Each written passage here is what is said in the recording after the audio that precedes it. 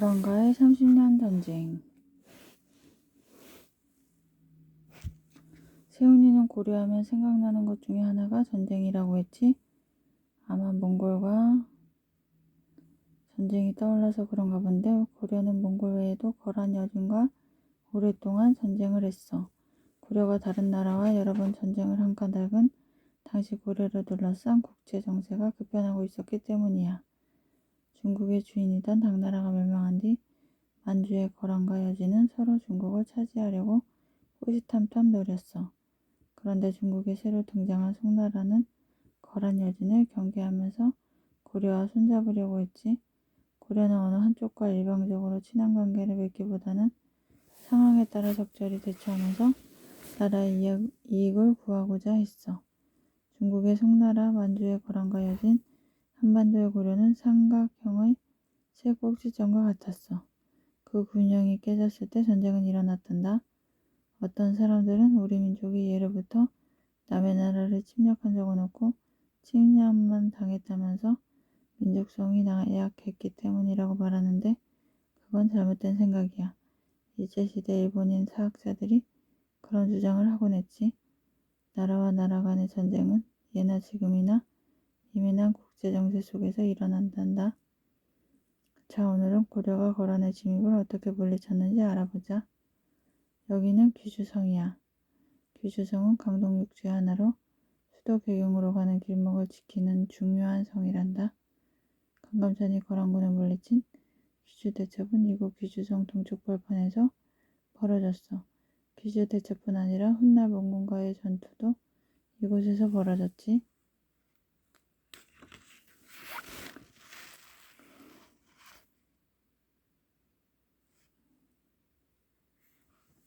후삼국이 통일된 지 약 60년이 되었을 때 고려는 거란과 전쟁을 하게 되었어. 거란은 만주에서 일어난 민족으로 발해를 멸망시키고 중국 북부까지 세력을 넓혀 나라 이름을 요라고 했단다. 고려는 거란을 멀리했어. 국교를 맺자는 거란의 요청을 거절했단다. 태조왕건은 거란이 보낸 사신들을 모두 섬으로 예배시키고 선물로 보낸 낙타 50마리는 개성에 있는 다리 만부교 밑에 메어놓은 채 먹이를 주지 않아 굶어 죽게 했어. 한편 중국에서는 송나라가 건국되었어. 고려는 송나라와 국교를 맺었지. 송나라를 무너뜨리고 중국 전체를 차지할 야심을 갖고 있던 거란은 송나라를 공격하기 전에 먼저 배후의 불안을 없애기 위해서 고려를 쳐들어왔단다. 993년부터 1019년까지 거란은 약 30년에 걸쳐서 세 차례나 침입해왔어. 서희의 외교를 얻은 강동 육주. 993년에 일어난 거란의 제1차 침입 때 고려는 서희의 활약으로 큰 싸움 없이 거란군을 물리쳤어. 뿐만 아니라 강동 육주를 확보하여 오히려 영토를 늘렸단다. 싸우지 않고 말로 적을 물리친 서희야말로 뛰어난 장군 아니겠니? 그럼 서희의 활약을 보자. 압록강을 넘어온 거란군의 총사령관 소순영은 항복하라며 큰 소리를 쳤어. 소순영은 거란 왕의 사이였지. 우리 군사 80만이 도착했다. 만일 항복하지 않으면 기필코 섬멸해버리고 말 테니 고려의 왕과 신하들은 빨리 항복하라. 거란군의 숫자에 놀란 고려 조정은 서경 이북의 땅을 떼어주고 화해를 하자는 쪽으로 의견이 모아졌단다. 이때 서희가 반대하고 나섰어. 지금 거란이 침공해온 까닭은 가주와 송성 이 두 성을 빼앗으려는 데 불과한 것입니다. 적들의 병력이 많은 것만 보고 서경 이북을 떼어주는 것은 올바른 계책이 아닙니다. 그때 소순영이 다시 한번 사신을 보내 항복을 독촉했어. 거란 동경 916년 야율 아보기가 여러 부족을 통합한 다음 황제를 칭하고 거란을 세웠단다. 사진은 거란이 만든 청동거울이야. 거란은 고유한 문자도 있었다는구나. 가주와 송성 광종 때 평안북도 지방을 정복하고 쌓은 성이란다. 지금의 평안북도 박천군 부근에 있었어. 거란은 이곳을 탐냈단다.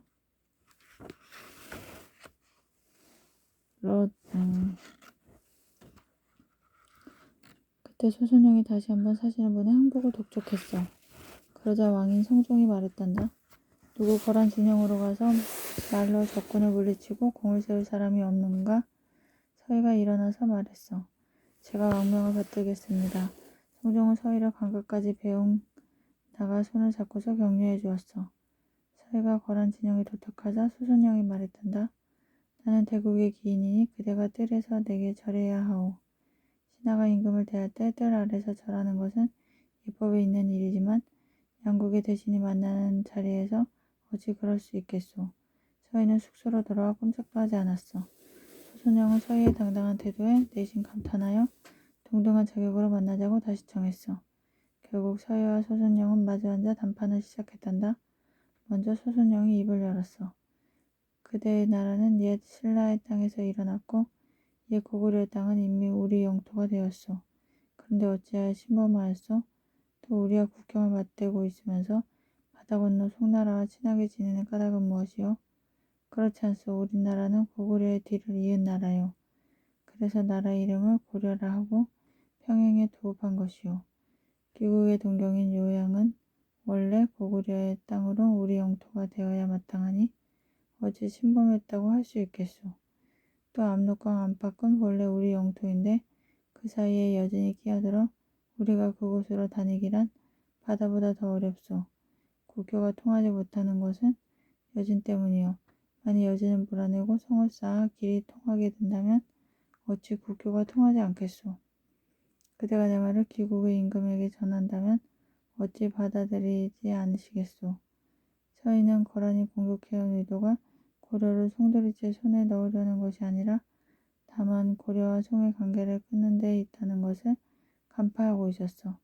나아가 서희는 거란 측 주장을 조목조목 반박할 만큼 충분한 준비를 하고 있었지.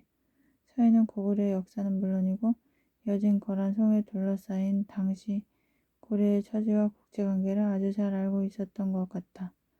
그래서 고려는 고구려의 뒤를 이은 나라라고 대답하면서 일부러 수도를 개경이 아닌 평양이라고 한 것이란다. 서희의 단판. 80만 대군을 이끌고 온 소선영과 마주 앉아 당당하게 단판을 지은 서희는 당시의 국제 정세를 잘 알고 있었어. 그래서 거란을 말로 물리칠 수 있었단다. 김우현의 모지석. 김우현은 거란과 국교를 맺은 뒤인 1113년 거란의 사신으로가 훌륭하게 임무를 수행한 사람이란다. 그래서 거란 황제는 그를 귀인으로 대접했다고 해. 서희와의 단판 내용을 자기 나라에 보고한 소선영은 화해를 맺으라는 회답을 받았어.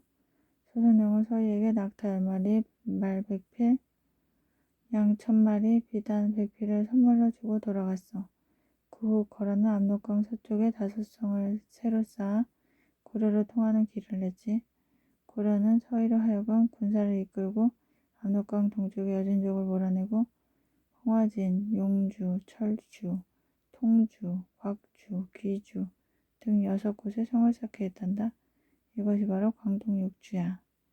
서희 덕분에 고려는 싸우지도 않고 거란을 물리쳤을 뿐 아니라 여진의 손에 들어가 있던 압록강 일대를 고려 영토로 만들었단다.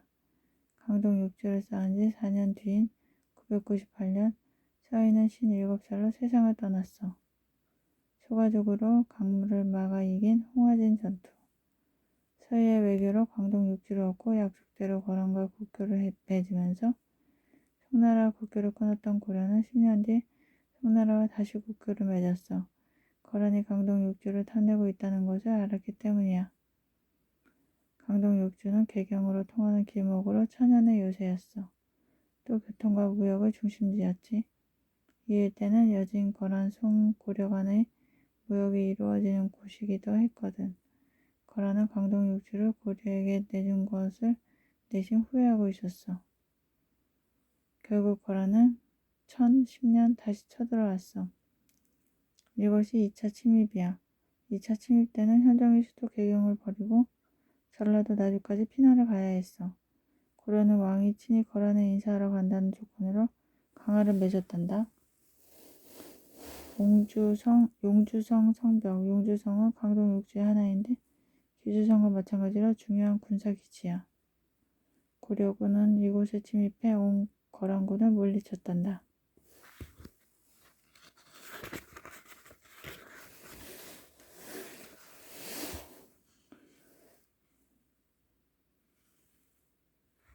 3차 침입은 1018년에 일어났어.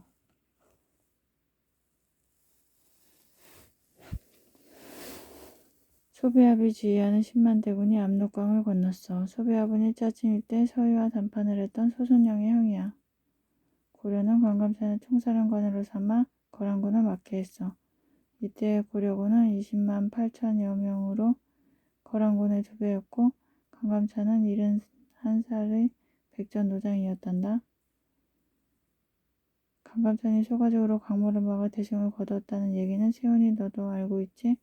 그 싸움이 귀주대첩이라고 잘못 알고 있는 사람들이 많은데 사실은 귀주대첩이 아니라 홍화진 전투란다. 귀주대첩은 강이 아닌 들판에서 벌인 전투였어. 홍화진 성의 동쪽에는 강물이 흐르고 있었단다. 강감찬은 소가족을 연결하여 강 상류를 막아놓고 정예 기대 1만 2천 명을 매복시켰어. 거란군은 아무것도 모른 채 강을 건너려고 뛰어들었지. 강감찬은 때맞춰 막아놓은 강물을 텄단다. 그러고는 쏟아져 내려오는 물살에 휩쓸려 없어질 모르는 거란군을 맹공격하여 승리를 거두었어.